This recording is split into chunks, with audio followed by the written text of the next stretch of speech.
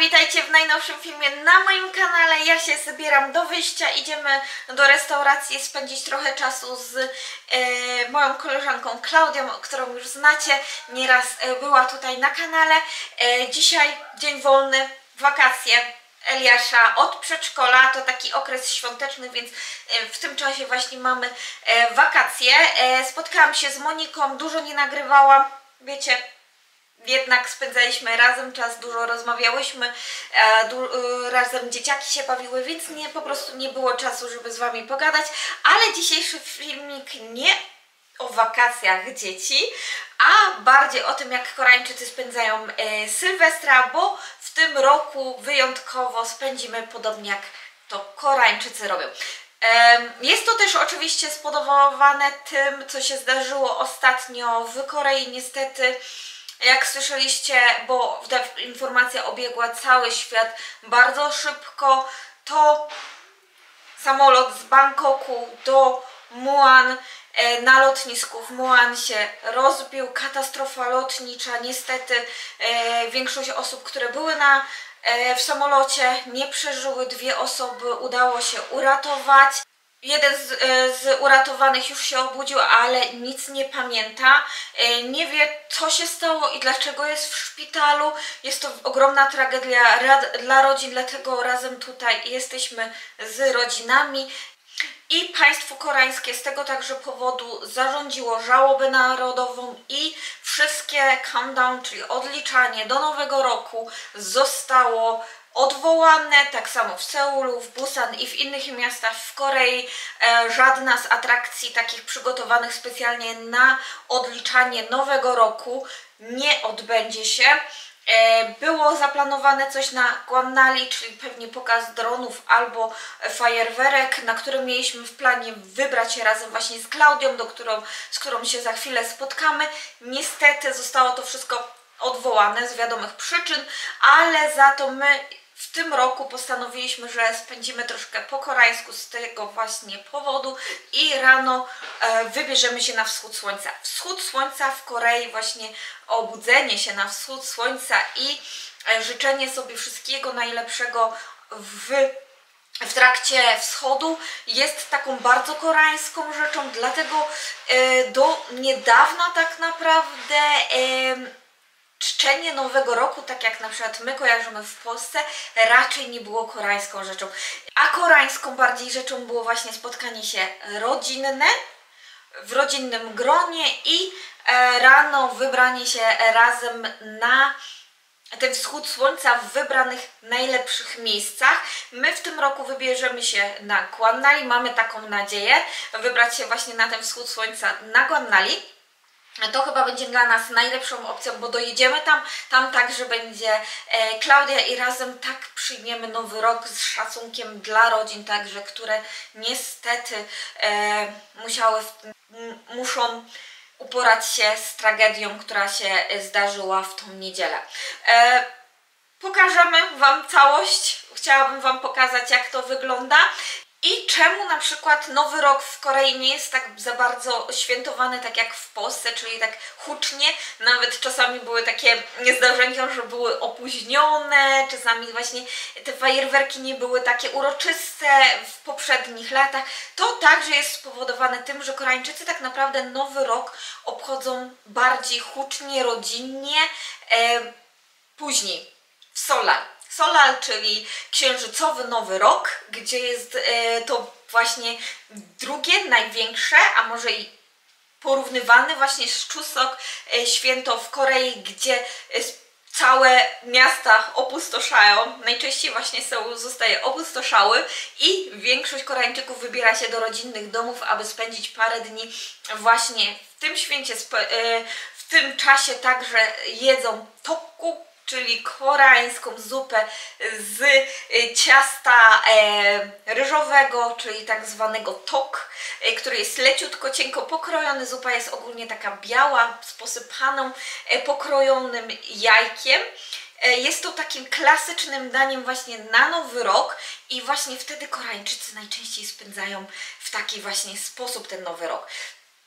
Nie jest to tak typowo jak w Polsce. U nas na przykład święta, jest to nawet tak przekręcone, bo u nas na przykład święta właśnie są bardziej taką Boże Narodzenie. Jest Wigilia, jest takim świętem, gdzie spędzamy rodzinnie, a tutaj właśnie Nowy Rok i Solal jest takim świętem właśnie tak jak u nas Boże Narodzenie. Mój mąż przyjechał, więc będziemy uciekać, a jeżeli jeszcze jakieś ciekawostki mi się przypomną, to na pewno w tym filmie jeszcze Wam poopowiadam, a za chwilę ruszamy. Mamy już godzinę 5, udało nam się wstać i lecimy na Guannali. Tam powinniśmy Monikę spotkać, mojego męża jeszcze nie ma, bo niestety Eliasz coś zapomniał, więc musiał wrócić, ale my już powoli idziemy na metro, zobaczymy ile w ogóle ludzi będzie na Guannali i jak to wszystko będzie zorganizowane. Bardzo w ogóle fajny event, chociaż wstawanie nie jest wcale lekkie, to i tak jest lepiej niż na przykład ranem, kiedy to słońce jednak wschodzi dużo wcześniej, a więc na szczęście mamy komunikację miejską i lepiej, dlatego że zapowiada się naprawdę dużo samochodów i dużo ludzi. Myślałam, że nie będzie, ale już tam mówią, że parkingi będą zawalone. Zobaczymy, jak dojedziemy. Myślę, że tak o 6:40 powinniśmy już być na miejscu.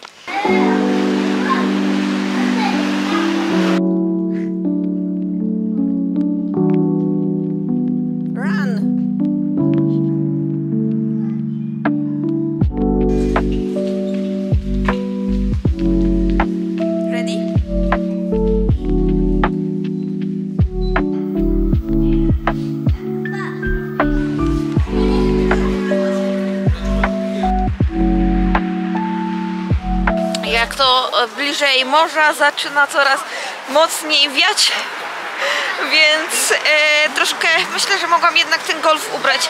Myślałam, żeby ubrać dodatkową warstwę, ale bałam się, że już zrobi mi się za ciepło, bo mam specjalnie takie podgrzewane leginsy i bluzkę i do tego mam, jak to się nazywa, sweterek, więc obawiałam się, żeby zrobiłoby mi się za gorąco, ale chyba brakuje jeszcze mi czegoś tutaj pod szyją, coś dodatkowego. Jednak wieje się bardzo silny wiatr, chociaż aż tak zimno nie jest. Boję się, tylko jak dojdziemy nad morze, Eliasz już jest przyszykowany. Ma kaptur jeden, drugi, jeszcze nauszniki założone i ciepłą kurteczkę i leginsy, więc ubraliśmy go w całkiem porządnie. Liczymy, że nie zmarznie i wytrwamy do tego czasu. Później tak myślę, że wybierzemy się na jakąś kawę chyba tak. Taki jest plan. Zobaczymy, czy coś będzie otwartego i nie będzie zawalonego, bo jak tyle ludzi już tutaj sobie idzie, to może być ciężko.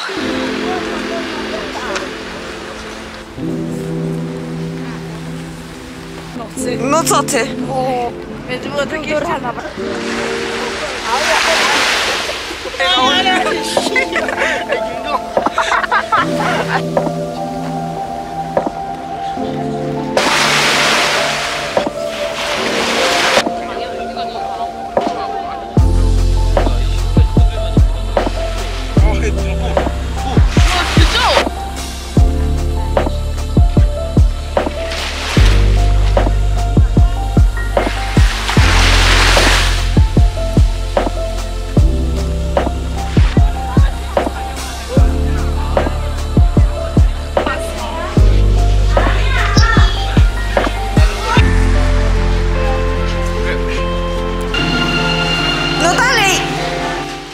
Widzicie moje oczy? Jestem na maksa zmęczona, ale już wracamy do domu. Później się widzimy z Moniką. Ale już widać, że moje oczy, moja twarz mówi spać, spać, spać. Idziemy teraz spać. Mój mąż przegląda jeszcze telefon, patrzy na jakieś restauracje, co byśmy mieli zobaczyć na Yongdo, a ja chyba idę jednak się położyć spać. Za wcześnie to było, jeszcze jakoś myślałam, że się będę trzymała, jak rano wstałam, to całkiem nieźle mi to poszło, ale później to już poszła masakra. Więc ja idę się przespać i później będziemy się na pewno widzieć, bo jeszcze na Yongdo się wybieramy.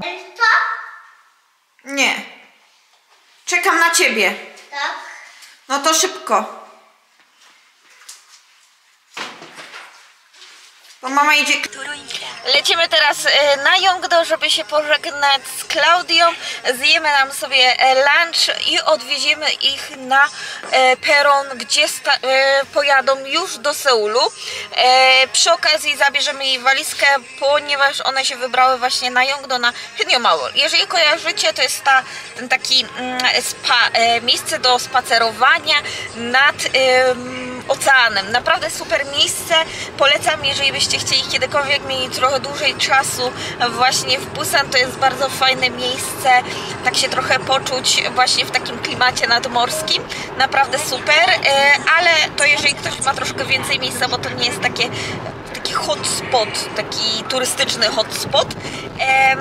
Lecimy, zjemy coś, wtedy odwieziemy dziewczyny. Taki jest na teraz plan. Zobaczymy, jeżeli będziemy mieli trochę więcej, to może się gdzieś jeszcze wybierzemy, na przykład gdzieś na spacer.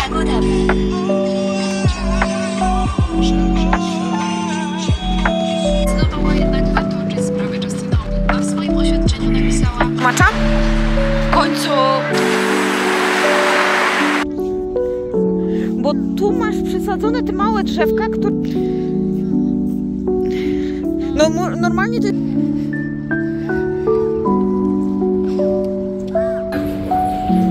Co?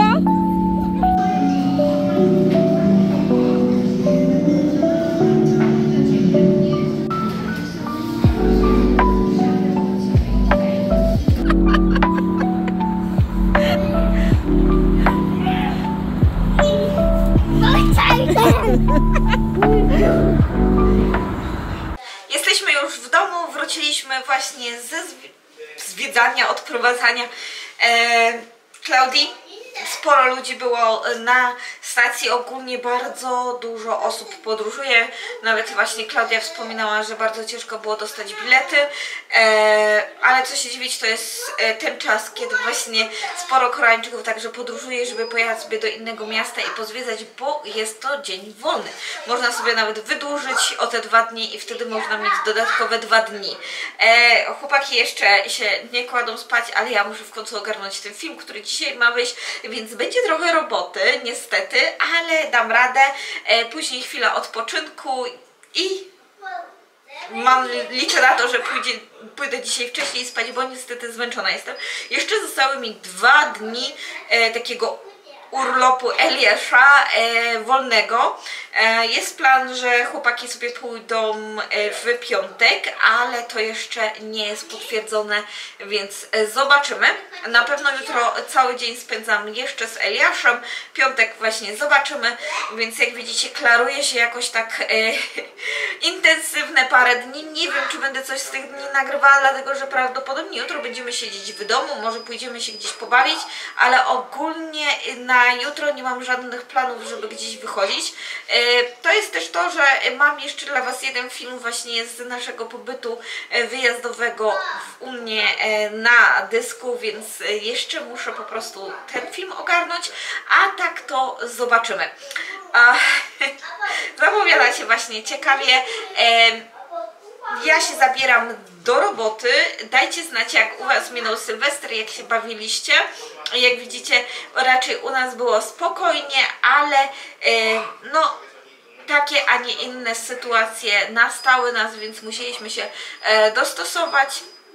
Choć nawet powiem Wam szczerze, bardzo mi się spodobał ten system taki wstawania rano na pierwszy wschód słońca. Bardzo fajnie w ogóle i co prawda czuję się niedospana, niewyspana i tym podobnego, ale bardzo podoba mi się w ogóle tak spędzenie z ludźmi dookoła i czekanie właśnie jak ten wschód słońca nadejdzie.